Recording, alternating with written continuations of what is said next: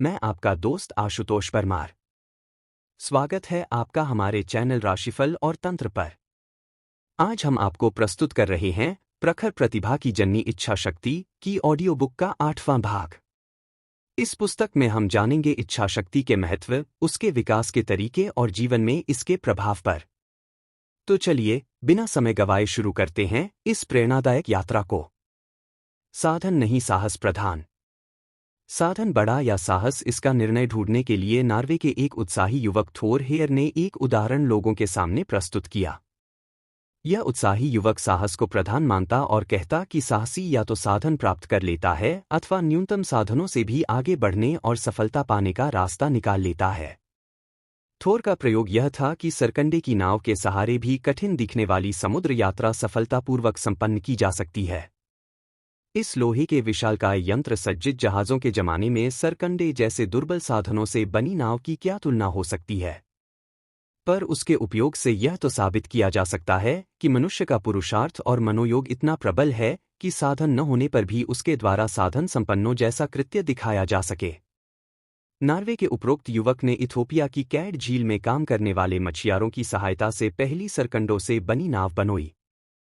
यह उतनी अच्छी नहीं बनी और लक्ष्य को पूरा न कर सकी। वह 4352 मील चलकर अटलांटिक महासागर में अपना दम तोड़ गई, पर इससे थोर निराश नहीं हुआ। आरंभिक असफलताओं से उसका मन जरा भी छोटा नहीं हुआ। हिम्मत हारने की तो इसमें बात ही क्या थी। सफलता एक बार के प्रयत्न से मिल जाया करे तो फिर उसे कोई भी प्राप्त कर लिया करे। साहस की परीक्षा तो असफलता की कसौटी पर ही होती है। हेयर डेहल ने दूसरी नाव लैटिन अमेरिका के बोलीविया क्षेत्र में स्थित निचाचा झील में काम करने वाले मछुआरों की सहायता से बनाई। यह भी सरकंडों की ही थी। इस नाव में विभिन्न देशों के साथ अन्य यात्री भी अपने सामान सहित सवार हुए।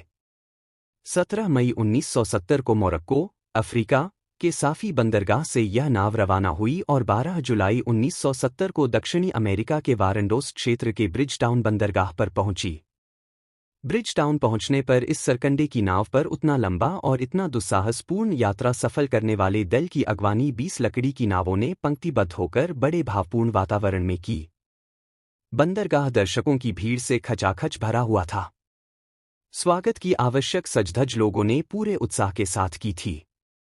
दर्शकों को इस निष्कर्ष पर पहुंचने में सहायता ही मिली कि अदम्य साहस, स्वल्प साधनों से भी मनुष्य बड़ी सफलताएं प्राप्त कर सकता है, जबकि मनोबल और पुरुषार्थ के अभाव में विपुल साधन रहते हुए भी असफलताएं ही हाथ लगती है।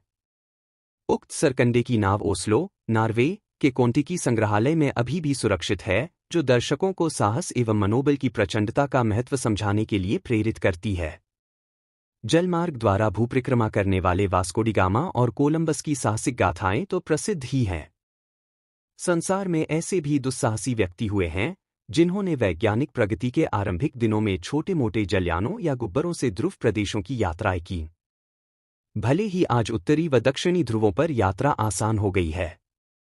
विज्ञान ने प्रतिकूल वातावरण में रहने के साधन जुटा लिए हैं एवं भांति भांति के वैज्ञानिक अन्वेषण संपन्न किए जाने लगे हैं, किंतु इस सदी के प्रारंभ में जबकि इन दोनों ही ध्रुवों की फोटोग्राफी का जरा भी अंदाज न था, कितने ही साहस के धनी व्यक्तियों ने यात्रा की, जोखिम उठाते हुए जानने का प्रयास किया कि ये कहाँ हैं व वहाँ परिस्थितियाँ कैसी हैं। उत्तरी ध्रुव की सर्वप्रथम यात्रा डा फ्रेडरिक अल्बर्ट कुक ने की थी। इस अमेरिकन वैज्ञानिक ने अपने एस्किमो साथी व 26 कुत्ते साथ लिए। यह यात्रा उसने 23 मील प्रतिदिन के हिसाब से पूरी की। 21 मार्च 1908 को वह चला और 42 दिन में नॉर्थ सी के रास्ते चलकर वह एबरडीन, स्कॉटलैंड लौट आया। इसी प्रकार दक्षिणी ध्रुव विजय का प्रथम श्रेय ब्रिटिश रॉयल नेवी के कैप्टन जेम्स कुक्स को जाता है। वे कुछ जलयानों की सहायता से चले। बाद में कुत्ते जुती गाड़ियों पर 53 दिनों में अपना सफर पूरा कर वापस केप ऑफ गुड होप होते हुए यूके लौट आए। अल्बर्ट कुक से भी पूर्व सन 1783 में फ्रेंच वैज्ञानिक प्रो एडविन चार्ल्स ने पहला गुब्बारा बनाया। इसके बाद उसकी क्षमता और आकृति में क्रमशः सुधार होता गया। उस समय का विकसित गुब्बारा, जिसका नाम जैपलिन था, को लेकर कुछ दुस्साहसी युवक कठिन यात्रा के लिए चल पड़े।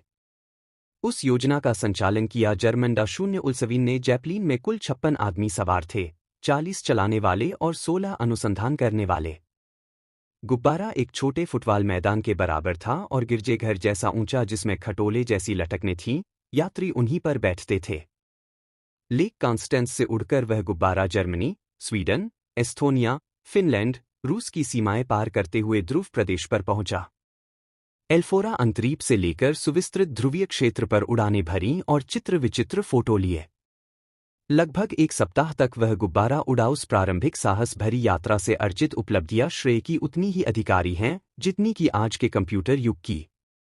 तो दोस्तों, यह था प्रखर प्रतिभा की जननी इच्छा शक्ति की ऑडियो बुक का 8वां भाग। हमें आशा है कि यह पुस्तक आपको इच्छा शक्ति और आत्मविकास के बारे में नई जानकारियां प्रदान करेगी। अगर आपको यह वीडियो पसंद आया हो तो कृपया इसे लाइक करें, अपने विचार और सवाल कमेंट में साझा करें और हमारे चैनल को सब्सक्राइब करना न भूलें। आगे के भागों के लिए जुड़े रहें। धन्यवाद और नमस्कार।